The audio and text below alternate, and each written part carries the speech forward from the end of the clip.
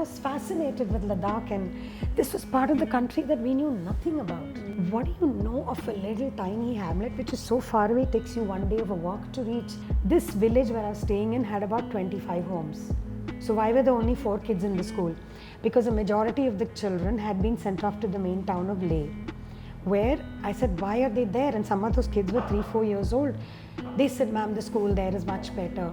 I think domestic abuse can hit anyone. And I'm using the word hate, it's ironical I use the word hate, but anyone can be subjected to domestic abuse. It largely depends on both of the individual personas. Nobody tells you that you can restart your life. A marriage is the end of the road. Sometimes domestic abuse need not even be just physical. You don't have to raise a hand. You can be verbally, emotionally, highly abusive. Yes. Right? And by the time you know it, it's already too late, and you had a kid, and then how many women do you know who stick through this because of the sake of their children? You should very clearly have access to your money, and you should keep some for yourself. There is no such thing as a what's mine is yours and what's yours is mine. Please have yours. He'll have his too. There is a second act and a third act and a final act. Yes. You know, so you have many more acts to come. Welcome to yet another episode of Discover Your Second Act. And like I say, Second Act is a place of continuation yet an evolution. And today's guest is definitely speaking that. Sujata Sahu, who was the founder of 17,000 Feet Foundation, worked relentlessly to make sure that 17,000 feet away, she could uplift many, many lives. Today, of course, she has reinvented her personal and professional lives many times, and I am really keen to know all about it. Let's hear her together.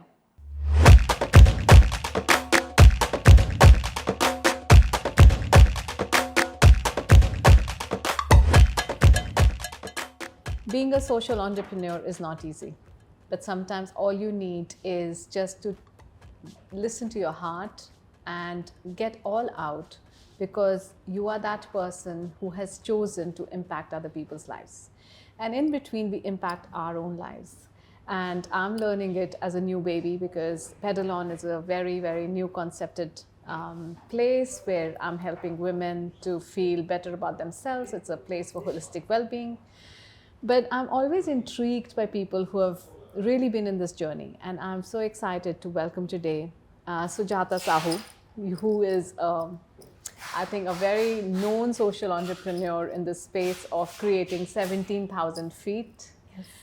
Sujata, of course, you know, your journey, when I read about you, is very, very, empowering, because you also work with women. You've also worked with children in the field of education. You've also earned a lot of awards as a recognition to all your work. So less is said than, you know, it's better that you introduce yourself and also tell us how did you land in becoming a social entrepreneur? Why was 17,000 Feet formed, and what's going on right now? Okay, great. Ashna, thank you for having me. Excited to be on this podcast.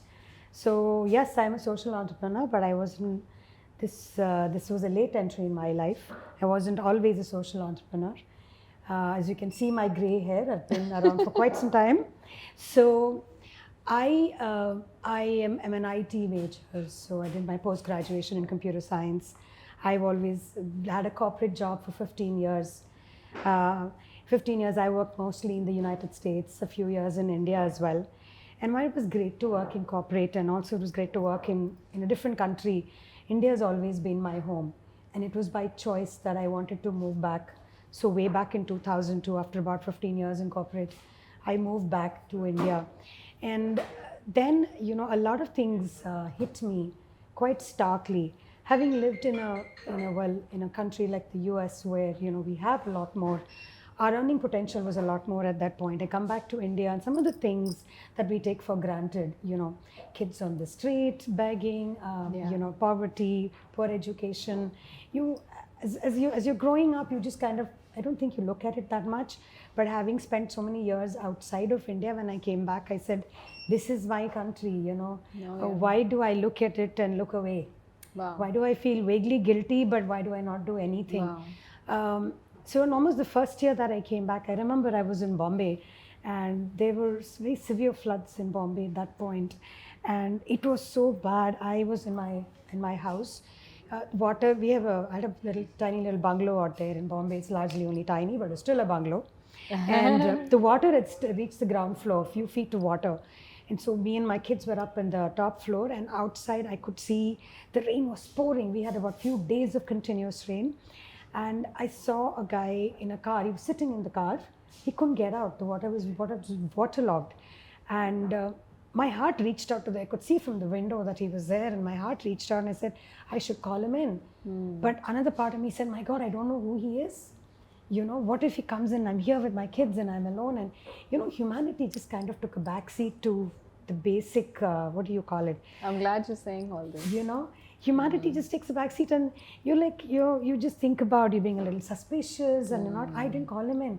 Till today, I regret it. I mean, he was fine. I made sure he left and waited, saw him for a while. But that time, I did a little bit of gathering, support from all the families in there. I lived in a very affluent neighborhood of Bombay, gathered a lot of things, and I went to a lot of slums. I saw water had reached, 10 feet high. The watermarks were up there. I couldn't go back home that night. It was terrible for me to think that, I lived in a bungalow and there are these slums which are just, one door is just a few feet away from another, and narrow pathways where people running out. I think that was my initiation to that. When I came back to India from the US, I quit my corporate job. I had taken a conscious decision that I wanted to be with my children. Right.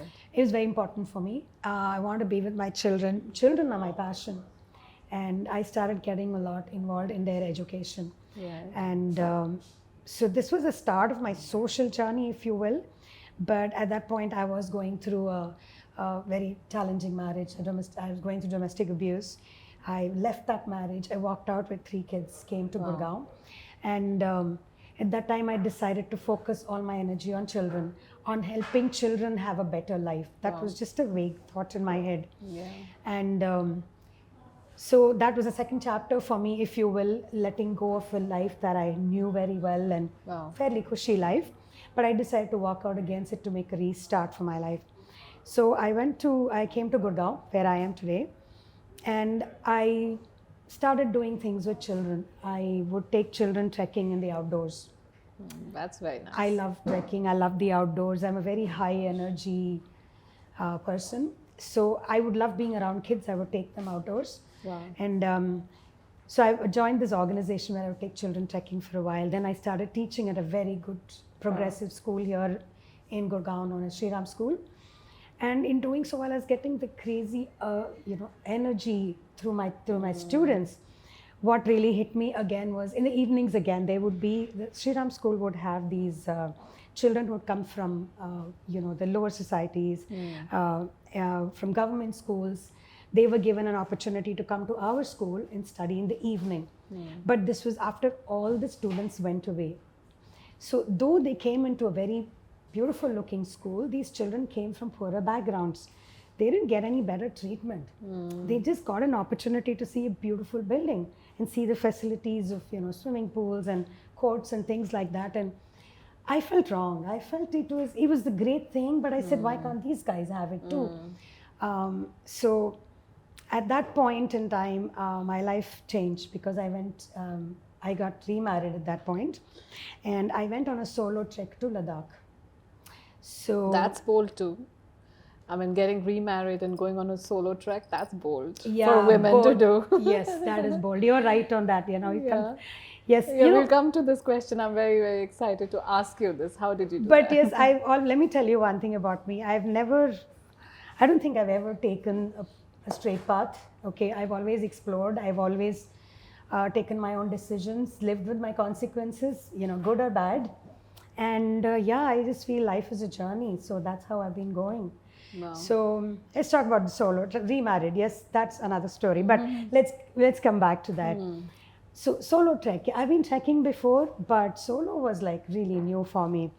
And my husband at that time, my husband told me that Ladakh is this place. So Ladakh wasn't very as well known as it is today. So 2010 this was. And he said, you have to explore Ladakh. And Ladakh is this great place. And honestly, I was tired of hearing the word Ladakh so much. And I said, I must go see it. Wow. And I wasn't prepared. He told me, you go, and then he left for a business trip. But I was so fired up. I said, what is this solo trek and what's this Ladakh? And if he can do it, why can't I? Right. He's been on many solo trips before. So I just made up my mind, took out a map, and they went on to Google, got some information. I said, let's do this. I went with nothing apart from sheer enthusiasm and very little information. I'll advise you not to go this way. Okay, but that's basically what I went on. But that's many years ago. Now I don't think people go that blindly, and so, No, so that is bravely. true. That like is you true. did. That is true. You'd be surprised though, but yes, 2010. So I went in there, and it was those days there were not many people. It was very lonely, and you're supposed to acclimatize on day one, right? Because it's a high altitude, and I was trying to acclimatize, but I got bored out of my mind. Like I told you, I'm very high energy. I'm like, I got to do something. But so the person who was helping me with the trek, I was there alone. He said, you need to wait a day. Just hold on, hold your horses. But I said, okay, I'm bored, but wait, tomorrow let me do a Chota Sa trek, really small one. He said, okay, just go for a small climb on a little mountain behind the main market. So I said, fine. Next day I went to him and said, this is a small mountain and no big deal. My God, Archana, I cannot tell you how bloody difficult that was. And Really? yeah. So Ladakh is at 11,300 feet. Wow. Leh, the main town of Leh. I'm coming from Delhi, which is just a few hundred feet. And I had basically climbed from 800 feet to 11,300 in one day. And second day I was climbing. Not advisable. I could not climb that tiny little mountain, and I felt like such a fool. I took it like a challenge, and I said, how is it that it is so difficult for me to do this? And I wouldn't give up. I continued. I came down and I said, gosh, I need to get out and get fitter. So third day I went on a much larger trek. Now this trek was a 3-day trek. And this trek is what changed my life and what made me become a social entrepreneur. So this 3-day trek, all I had with me was, there was one person with whom I was going. He was showing me the way. So I got to explain Ladakh to you a little bit. It's just mountains. There are no roads, at least where I was going. You just keep climbing mountains on mountain paths, reach one village, then another, then another. You either pitch a camp at one village or a tent and sleep there overnight, cook your own food, or you have the option of staying in a homestay. So I said, I'll just do homestay. I want to see how the local people live. And I started climbing. So day one, I was at 11,300. Day two, I tried to climb. It was terrible. Day three, I had reached 16,000. Again, highly unadvisable. Highly. Wow. And reaching 16,100 feet, it was the worst decision of my life. I could not breathe. Okay, my lungs filled with fluid. I was coughing. I was dizzy. I could barely walk 3 steps, and I would have to sit down. And the person who was there showing my way, he was like, why are you taking so long? I said, you go. I can't get lost. It's just mountain and one narrow path. I'll see you whenever I see you. So I told him, I'll reach there after a few hours. Just wait, See, keep me in your sights. And it was the most difficult and challenging trek of my life. And one part of me was, Sujata, you're a trekker, you can do this. The other part is, shit, have I gotten? Sorry. Did I get into a lot of trouble? But I came into this, my first stop, while I was climbing, I saw these, only other people that I saw in like 6 hours of traveling. There are no roads anywhere. My phones don't work. I'm seeing nothing for miles around. Not animals, not birds, not trees. It's barren mountains. And I come into this village which has one home, just one home. Nothing else, mind you, Archana, nothing. Just imagine a situation like that. Wow. And on the way there, I saw these 2 other people who were trekking. They were Indians, but foreign doctors, NRIs. And they could hear me coughing. They could hear the congestion or whatever it was in my throat. And they said, you're in bad shape, you need to go back. None of us knew what was wrong with me, except that I couldn't walk and I was in very bad shape. I said, look, no, I didn't come here this far to leave. I'll go slowly, but I'll see you at that one house village. I took 3 hours later and I reached that village. It was with extreme difficulty. I remember reaching that village. I couldn't even climb the 3 steps into the household It was that tough. Wow. And it was there. These people helped me with some medicines. It didn't really help at that point, but I took some steroids from them. And There were steroids at that time? yeah, 2010, yeah. No, These- but like at home, it's not somebody. with me. With these were American doctors. Oh, okay. They were carrying a whole bunch of medicines. You know, there's some people who do, but Americans usually do. They carry a lot of meds with them. I just happened to ask them. I thought I was wheezing. I thought I had asthma because my son has asthma. Because of my difficulty breathing, I felt I had asthma. I said, do you have any steroids on you? And he's been treated for that. I've gone through it. They said, yes, we have this prednisolone, take it. So I took it, and it's a 5-day treatment. I wasn't going to get better in a day. But yeah, when I reached there, they looked at me and said, you're crazy. Why are you doing this? Do you have a death wish? So, Did you have a death wish? No, no, but I was fascinated with Ladakh, and this was part of the country that we knew nothing about.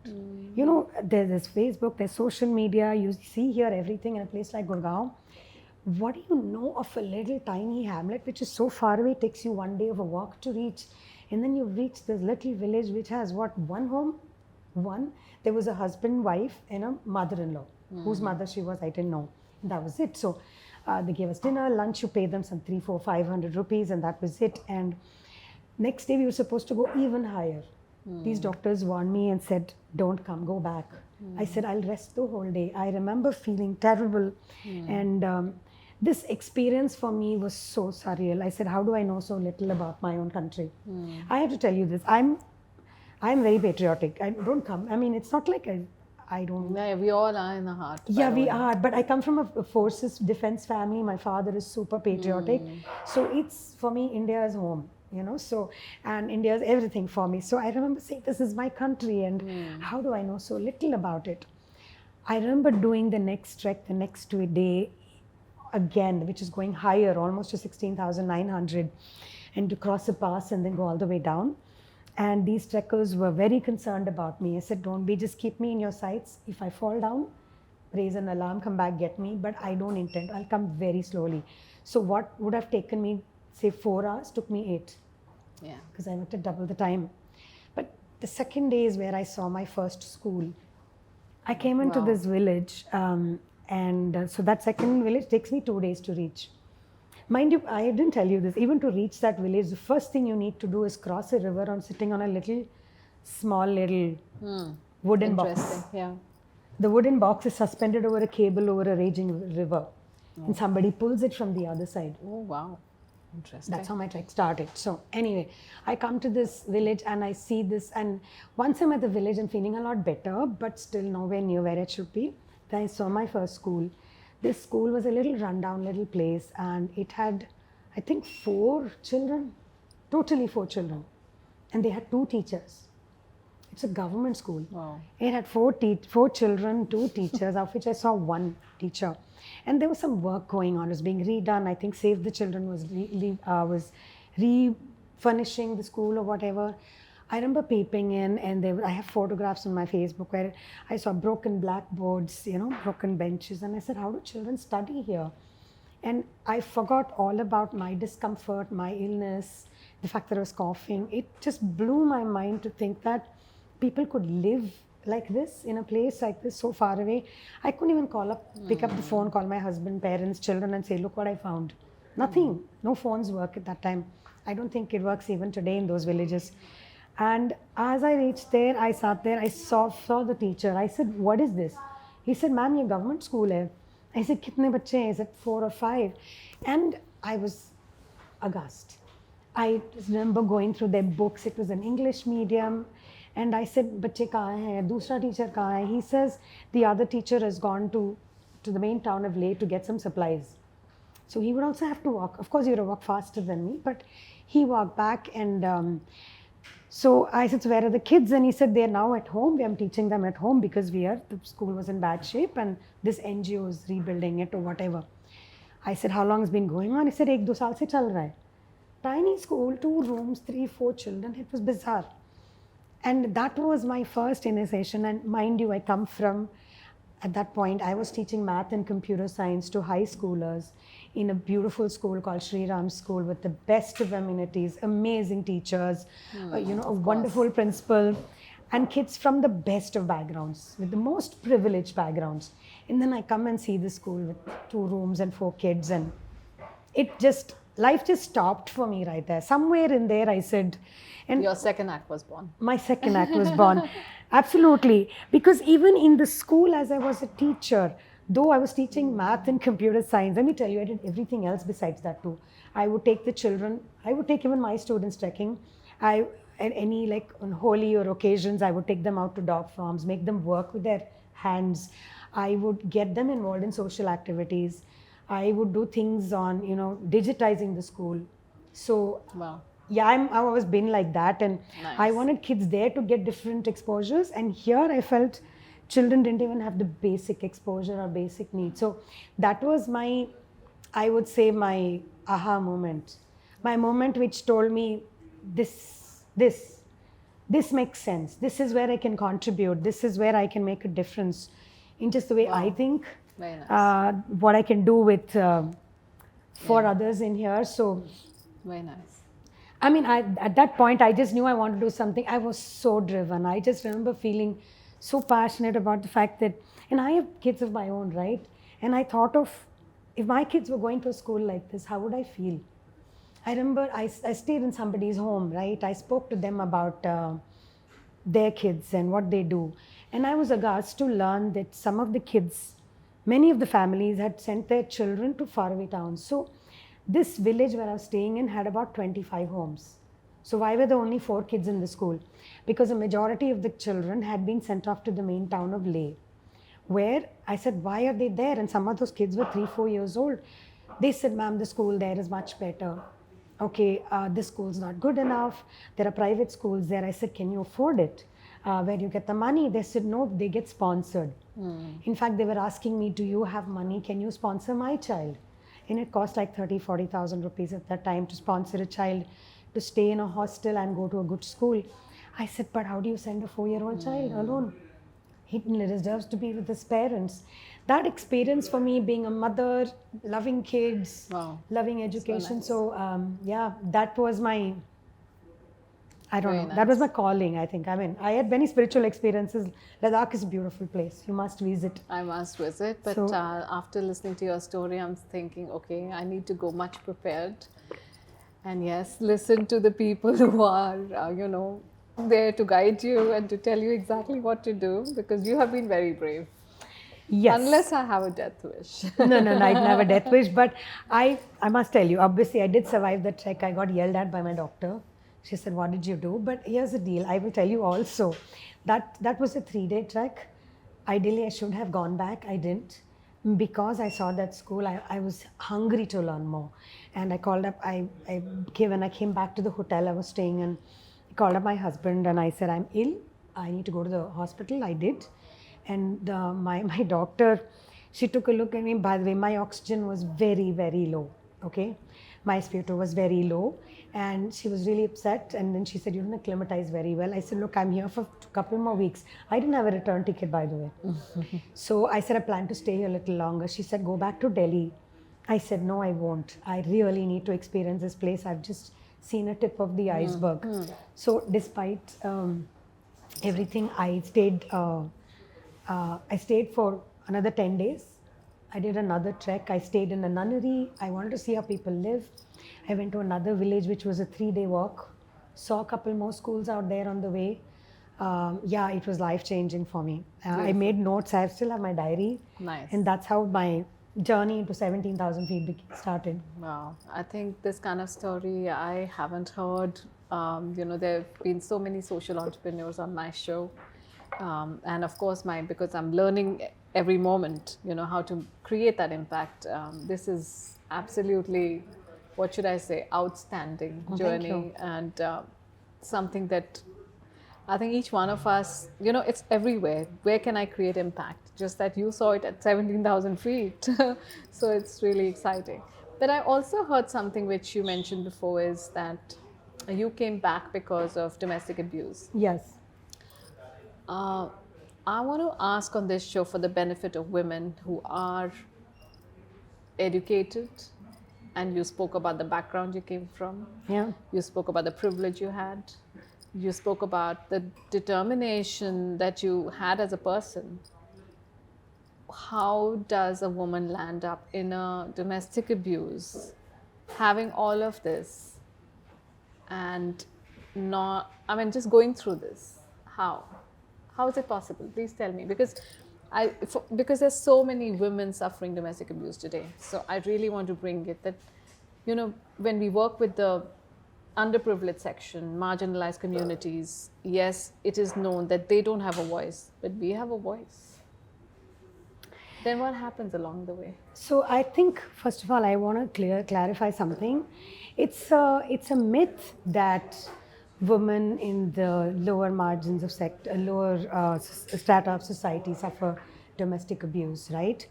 I think it's more here, and let me clarify that and explain that. You see, in let us say where women who come in from the underprivileged section, as you call it, what happens is, yelling, screaming, maybe raising a hand is kind of a way of life. So if a guy can raise a hand, the woman is also likely to raise a hand right back. Okay, she would just be and say, stop hitting me. People like you and me don't do that. We have an image. For us, society is something totally different. We live through the fear of society. They don't live through the fear of society. So I think domestic abuse can hit anyone.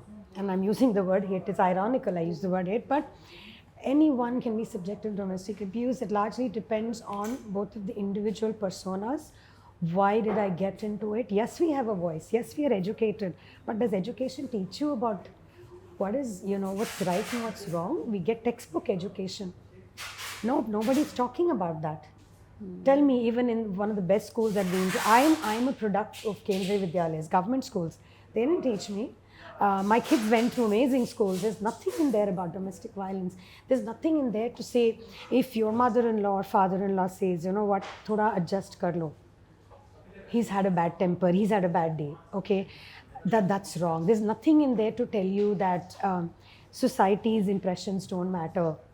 Whether what you feel is right or wrong matters, right? Nothing in there to tell you it's okay if you get out of a bad marriage, that you can still make a life for yourself. Nobody tells you that you can restart your life. A marriage is the end of the road. At least was, not anymore. Was, exactly. I don't think that's how your children are. No, my children are not. Thank God for that. Yeah, thank God for that, right? So this is where I want to tell you, I got married through my own choice. And then I realized that the marriage was abusive. It took me a while to get out. You come through with this whole thing of, you got into this, you need to figure out how to do this. Yeah. It's not about education. I'm a strong woman. But that strong woman also gave me the strength to say, try it a little bit more. Maybe right or wrong. I'm not here to judge myself. I'm here to say this stuff can happen to anyone. But I don't think we should be able to, I don't think we should judge ourselves, blame ourselves, or tell that, why did this happen to me? It happened to me, but I can get out. You can make a choice to move on. Yes. You can make a choice to change the status quo. So it took me a while. It took me a while to even tell my parents, who had a very hard time accepting it, for things of society. You also stop yourself saying, what will my aging parents think? They've put you through this. They have not seen all this. And in India, marriage is all about adjusting. Chalte raho, 50 years, 40 years, it doesn't matter. So true. Do you recognize domestic abuse? Sometimes domestic abuse need not even be just physical. You don't have to raise a hand. You can be verbally, emotionally, highly abusive. Yes. Right? And by the time you know it, it's already too late, and you've had a kid, and then how many women do you know who stick through this because of the sake of their children? Sure. I think right? most of So I would like to say that I got out of it. And I would like to say I got out of it with 3 kids and very little money. I just had whatever savings I had. I mean, very little money as compared to what I was making earlier or what I would have had in my previous marriage. And I just said, I know that I don't want my kids to grow up like this. Let me take a chance. And I walked out of it. So how did you trust your second marriage?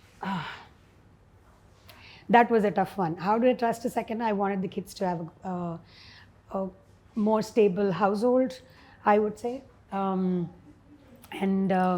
is, how do you trust? Good question, Archana. How do you trust when you get married? How do you know he's the right one? How do you know he's going to treat you well? I don't know. You hope. I'm an eternal optimist, and I think that's been a failing as well as I think a positive thing for me, right? So I trusted, but I will tell you my second marriage has been challenging as well.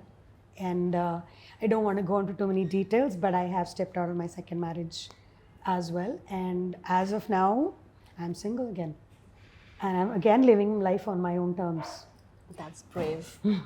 I can only say that yes, if we can identify that and move out, I think that's a very, very, very bold step, but very required step for oneself, for one's self-worth and one's self-esteem, right? Absolutely. And I think most women, I work a lot and I have a program called I Celebrate Myself only for this reason, because I think women do not know how to celebrate. No, we don't. We don't know our small wins. We don't know our own worth. We don't create our own esteem in our own eyes. We don't believe in ourselves. And so everybody else takes it for granted as well. Absolutely. You know, so. I think women, we're so busy playing roles, mother, sister, daughter, wife, mother-in-law, you know, the persona you doesn't exist, and somewhere in these roles you lost. And I think that's the biggest problem. And you're right about celebrating ourselves. Women are amazing in general. We are multifaceted and we can do multiple things at one time. We are highly, highly empathetic. We take on a lot of pain. We sacrifice a lot, but we're also highly efficient. Nobody looks at a housewife and says they're efficient. Nobody looks at a housewife and says, man, she plans so well. Put them in a corporate job and see how well they do. So, yes, I've been into troubled marriages for sure. But I'm happy to say I've not lost faith in myself. And I'm definitely not going to judge myself for this. So if I ask you, Sujata, today, so what are the 3 things that you've learned from your own life? What other people can hear today and learn from it? What is that? 3 things. Oh God, just one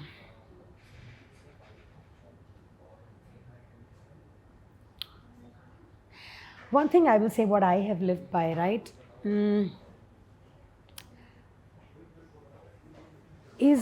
There is no life for me has always been a journey. Treat life as a journey, okay? You've not arrived anywhere, neither did you come in from anywhere, right? You were put on this earth and you really don't know what your purpose is and what really makes you take, like my first 15 years, I was super excited about being in a corporate job, and by the end of it was like, what impact am I making? I want to do something more meaningful, right? So there is a second act and a third act and a final act. So you have many more acts to come. So for me, I live in the present. I look at things as an ever continuous journey of learning. So if we look at it that way, it gives me a lot of positivity. It gives me a lot of hope. So that's the one thing I would say. And other thing. For women, I would like to say this, just believe in yourself. And I'm saying this considering that, I've gone through self-doubt myself, not to say that I haven't. The times when you all do. I want to say that women tend to doubt themselves a lot more. We don't know how to be assertive. We don't know how to speak our mind. We've been taught over generations. It's in our DNA to take a step back.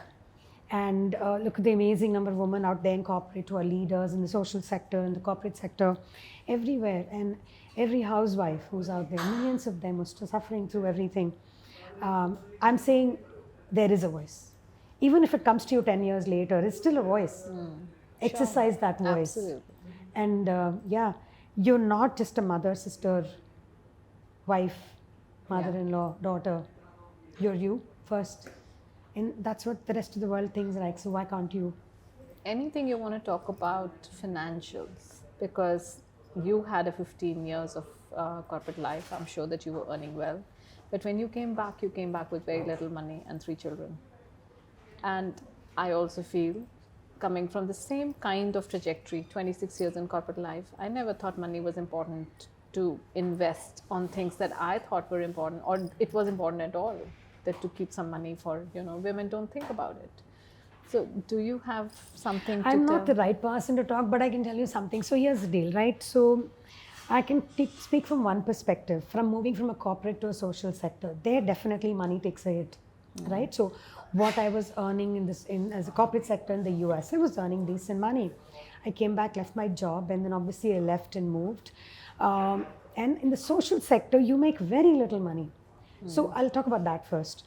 Or rather, we'll talk about two ways. One is, in general, yes, you need to take charge of your money. Don't have to be don't have to be intimidated by, oh, I don't understand finances, I don't understand how to do wealth management, or I also don't. I'm not very great at it. I have my brother to help me with this and my dad. And yeah, use your parents and your brother's help for it, but be aware of your money. Keep some aside for yourself, basic savings. Okay, touch it on a rainy day, even if it's a simple savings. You should very clearly have access to your money, and you should keep some for yourself. There is no such thing as what's mine is yours and what's yours is mine. Please have yours. He'll have his too. And if you're a non-working woman, demand some of yours because you're taking care of the house. So it's not about massive financial planning. I'm not the right person. I'm not at all qualified. But I think if women at least take the first step towards owning and that bit of money for themselves and having a basic savings account, a fixed deposit, one small investment, that's fine too.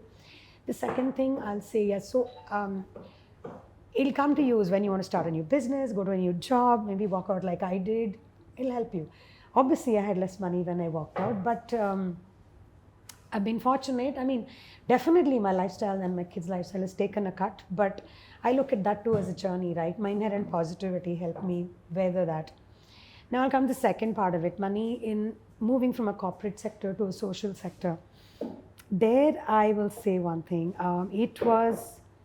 People want to get into the social sector. People want to give back, especially youngsters today, right?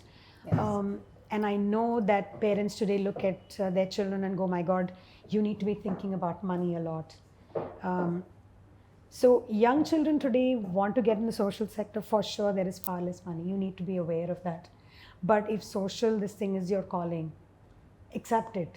And for younger children, they'll find a way to make their own. But I think those who are doing it like a SecondAct, like I'm done 30 years of corporate, now I want to do social sector. You've made your millions or whatever it is that you've made.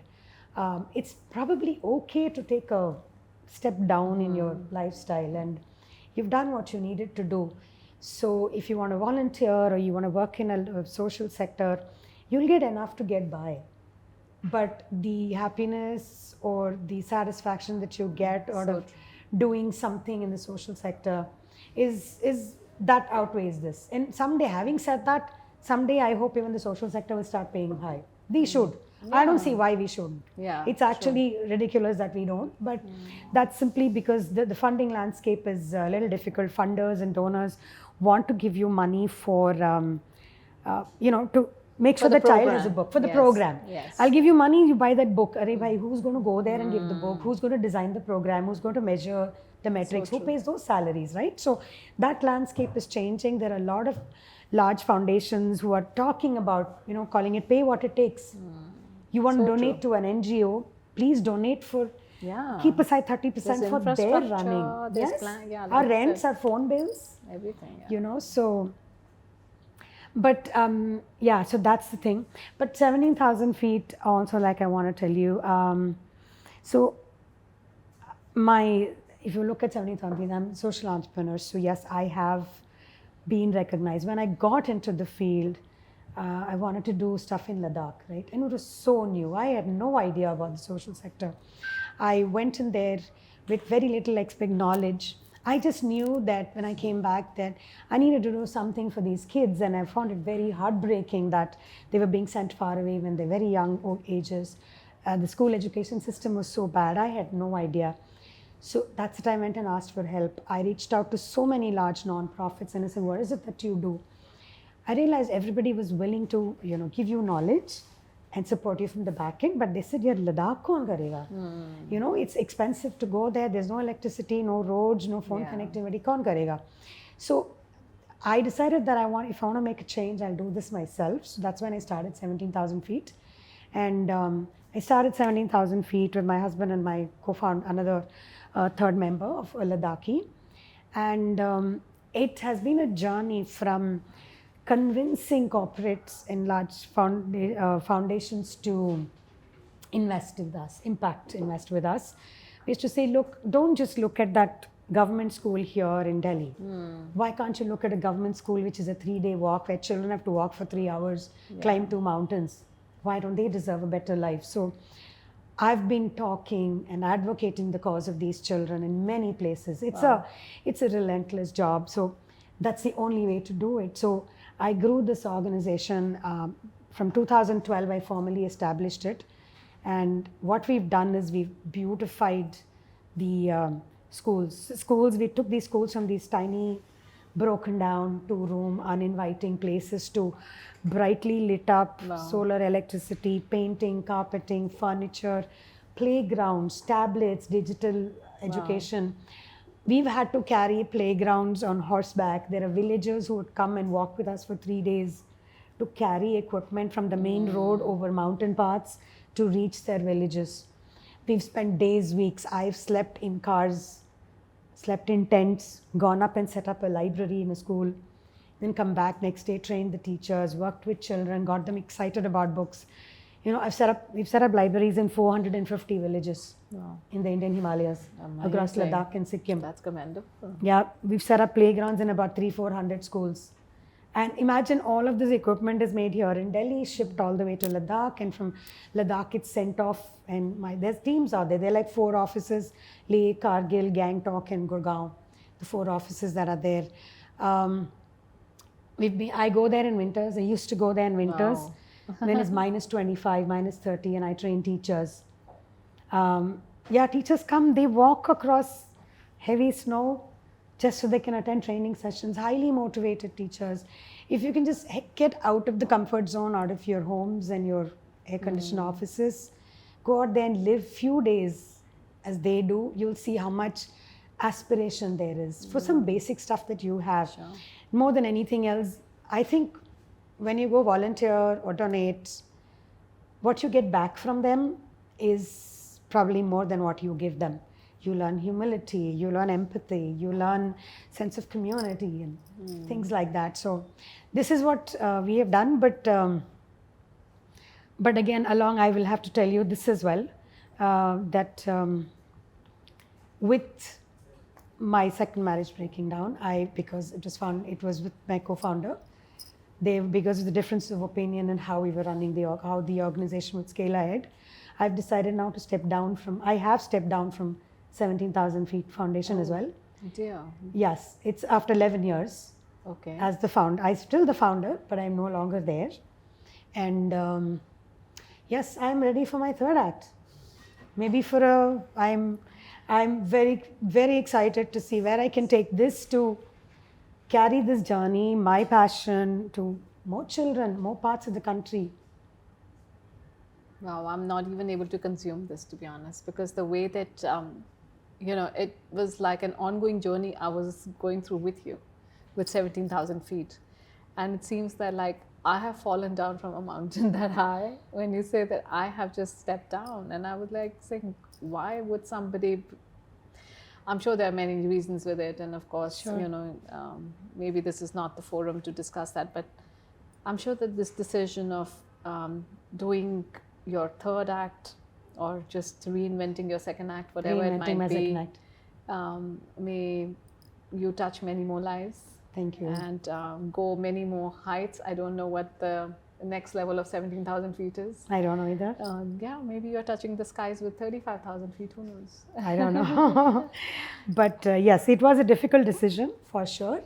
But overall, in the interest of saving the organization and not causing conflict, so yeah, that was a decision that was taken. I don't know what the future holds. And you've called me here at a time I was just transitioned out. So yeah, maybe the next podcast will be the one with... absolutely. And I'll be waiting for it, because the Second Act podcast is all about people wanting to discover something they've never done before. Maybe taking the first step, maybe just, just breaking all the barriers that we have within ourselves, and women especially, like I said, something that we always feel, no, I don't have it in me, but we have it in us. And whenever we discover it, it's great, right? So I think the one thing also, you asked me another thing I want to say is that you're right. We're kind of afraid of the unknown. Actually, that's the one thing. The first, everything out there is unknown. And I think all of us love to stay in our comfort zones. It's easier, correct? It's a tough world out there for sure. But it's only difficult when you step out there. It's like a child, when the child goes from school to college. Do you know how frightening it is? You know, you've lost that whole thing. And college to the first job, it is super frightening. Talk to your kids today, you know, it's like that. So, but when we become adults, why are we so scared? Why are we so scared? When we're children, our parents will hold our hand and say, kindergarten, say, beta, you've gone into school, and so on and so forth. But once we become adults, we're so much scared of changing our journey, moving into a new profession, giving up their corporate jobs because, my God, I don't know how much money I need for my children. And you kind of, subdue your own natural urges to try something new. So it's not all that hard. It may be difficult the first few weeks, months. Give yourself the time. It's natural, but you'll get into it. Human beings are very, very resilient, I believe. Yes, and we can see it from your story. Thank you. So Sujata, we will do a wrap now, and I want to ask you one last question, that if there's something that you still want to tell the audience who's hearing us today or seeing us today, what is your message to them? I think I've sweat quite a bit already, actually, but I like what you're doing with SecondAct. SecondAct could be just reinventing yourself, and I think we need to do that for more reasons than one. It's just that there's so much to learn when you reinvent yourself. You look at a fresh perspective. You don't have to change jobs to stop, get or walk out of a marriage to have a SecondAct. Yes. You can be in the same job and reinvent yourself, and that gives you so much of a better perspective. It's so enriching for you as a person. So I'd say embrace it. Embrace it. You'll never be bored. So thank you very much, and thank you, and learning from you, by the way. Thank you. Thank you. So thanks for being on the podcast, and I hope that this podcast especially left us to think a little bit, introspect a little bit of how we can transform our journeys. Here's a bold woman who's taken many steps, and I think there's so much to still discover. But until next time, like Sujata said, waiting for her yet another second act to discuss with us. Thank you. Thank you, Archana. So this is yet another incredible episode of Discover Your Second Act. I'm hoping that as me, you are feeling very, very excited, enthusiastic, and learned about all the nuggets that came out. So follow us on Spotify, YouTube, Apple, and of course, until next time, keep discovering your second act.